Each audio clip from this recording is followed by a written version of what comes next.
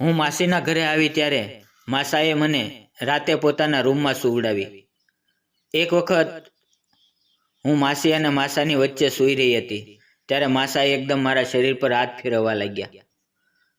હું જવાન થઈ ગઈ હતી એટલે માસાના સ્પર્શથી ડરીને જાગી ગઈ.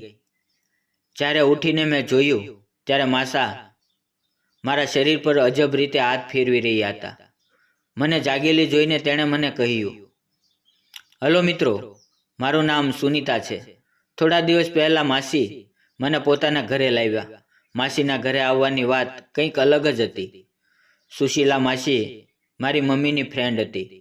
મારા મમ્મીએ મને કહ્યું કે સુશીલા માસી તને લેવા આવે છે, એટલે થોડા દિવસ તારે તેના ઘરે રહેવું પડશે. મારા મમ્મી પપ્પા બંને નોકરી કરે છે અને મમ્મીનું થોડા દિવસ પહેલાં ટ્રાન્સફર થયું હતું. તેને જ્યાં પોસ્ટિંગ હતી ત્યાં લાઇટ અને પાણીની ખાસ સુવિધા નહોતી. મમ્મીને પ્રમોશનવાળી જગ્યા બદલાવી હતી, એટલા માટે તે પોતાના હેડક્વાર્ટર જવાની હતી અને મારા પપ્પા પણ તેની સાથે જવાના હતા. અને જ્યારે તે પાછા ફરી રહ્યા હતા ત્યારે તેમની કારનું એક્સિડન્ટ થયું. પછી સાંજે મમ્મીનો ફોન આવ્યો ત્યારે ખબર પડી કે મમ્મી અને પપ્પા સાથે શું થયું છે. જ્યારે તેમનું એક્સિડન્ટ થયું હતું તે જગ્યા અમારા ઘરેથી ઘણી દૂર હતી. મમ્મીએ કહ્યું કે તેની તબિયત સારી છે, પરંતુ પપ્પાને 1 મહિના સુધી હોસ્પિટલમાં રહેવું પડશે. મમ્મીએ મને કહ્યું કે તું ચિંતા ના કર, જ્યાં સુધી અમે ઘરે નહીં આવીએ ત્યાં સુધી તું સુશીલા માસીને ત્યાં રહેવા જતી રહે. મમ્મીનો ફોન મૂક્યા પછી થોડા સમયમાં તે મને લેવા માટે આવી ગયા. હું તેમને ભેટી પડી અને ખૂબ રડી. માસીએ કહ્યું, તું ચિંતા ના કર, તારા મમ્મી પપ્પા જલ્દી ઘરે આવી જશે. તે મને સમજાવીને તેની સાથે લઈ ગયા. હું પહેલીવાર તેમના ઘરે ગઈ હતી. મને ક્યારેય મારું ઘર છોડીને બીજાના ઘરે જવાનું પસંદ નહોતું. જ્યારે હું ઘરે પહોંચી તો મારી મુલાકાત માસાની સાથે થઈ. માસા મને ખૂબ જ પ્રેમથી મળ્યા અને તેને પણ મમ્મી પપ્પાની વાત સાંભળીને આંખમાં આંસુ આવી ગયા. મને તે બંને સારા લાગ્યા, પરંતુ ધીમે ધીમે તે તેના રંગ ઉપર આવી રહ્યા. બીજે દિવસે સવારે હું તૈયાર થઈને હોલમાં ટીવી જોવા બેસી ગઈ. થોડી વાર પછી માસી આવ્યા અને તે મને પોતાના રૂમમાં લઈ ગયા. તેણે મારા માપના સુંદર કપડાં ખરીદ્યા. માસીએ મને એક સુંદર ફ્રોક પહેરાવ્યું જેમાં હું ખરેખર પરી જેવી લાગતી હતી. માસીએ કહ્યું, ચાલ હું તારા થોડાક ફોટા ખેંચી લઉં. અને તેણે મારા થોડાક ફોટા ખેંચ્યા. માસીએ સાંજે મને કહ્યું કે હવે તું મારા રૂમમાં મારી સાથે સૂઈ જજે. જ્યારે હું તેમના રૂમમાં ગઈ ત્યારે મને ખબર પડી કે મારે માસા અને માસીની વચ્ચે સૂવાનું છે.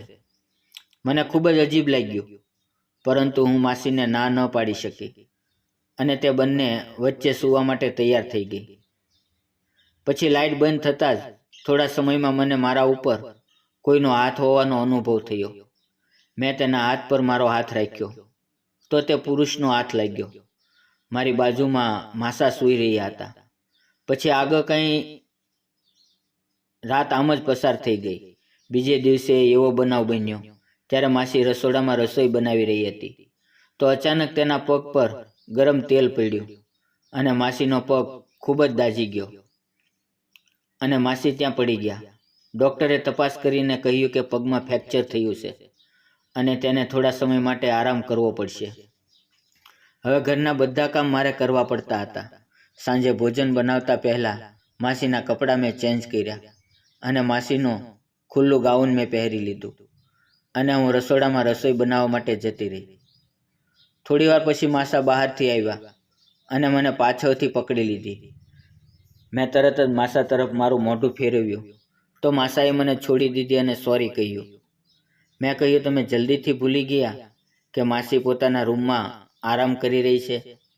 તેણે કહ્યું, મને માફ કરી દે, મને યાદ જ ના રહ્યું. સાંજે મેં બધાએ સાથે ભોજન કર્યું અને હું મારા રૂમમાં સૂવા માટે જતી રહી.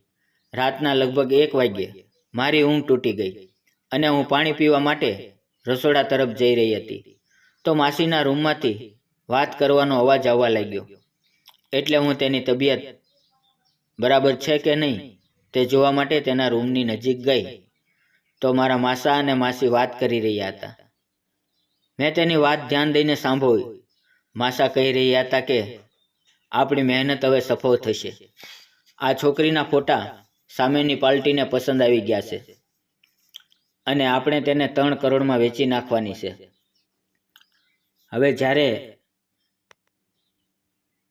તે બીજા દેશમાં હશે, હું થોડી વાર પછી તેને એવું ઇન્જેક્શન આપીશ કે તે 48 કલાક સુધી ભાનમાં નહીં આવે. હું તેની વાત સાંભળી રહી હતી અને હું ખૂબ ડરી રહી હતી. આ સુશીલા માસી મારા મમ્મીની દોસ્ત નહોતી. તે બાળકોને કિડનેપ કરવાવાળી ગેંગનો એક ભાગ હતી. જ્યારે મારા મા બાપનું એક્સિડન્ટ થયું ત્યારે આ લોકો બધા બાળકો ઉપર નજર રાખી રહ્યા હતા. જ્યારે હું ઘરમાં એકલી હતી ત્યારે તેની નજર મારા પર પડી.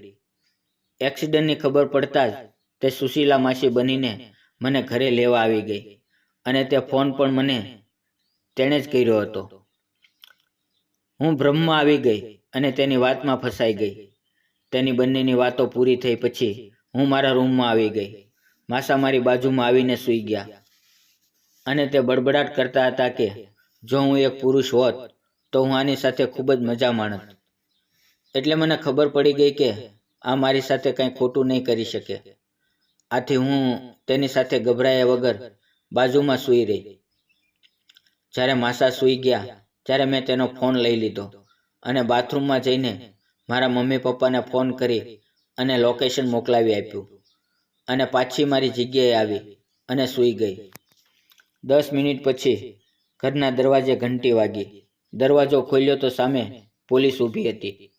પોલીસે તે બંનેને પકડી લીધા અને 1 કલાક પછી મારા મમ્મી પપ્પા પણ ત્યાં પહોંચી ગયા. કારણ કે મારા ફોન કર્યા પછી તરત જ મારા મમ્મીએ નજીકના પોલીસ સ્ટેશનને ફોન કરી દીધો હતો, જેથી કરીને ઝડપથી કાર્યવાહી થાય. તે બંને પોલીસ સામે કબૂલ્યું કે તેને મને બહારના દેશમાં એક ધનિક માણસને વેચી દીધી હતી.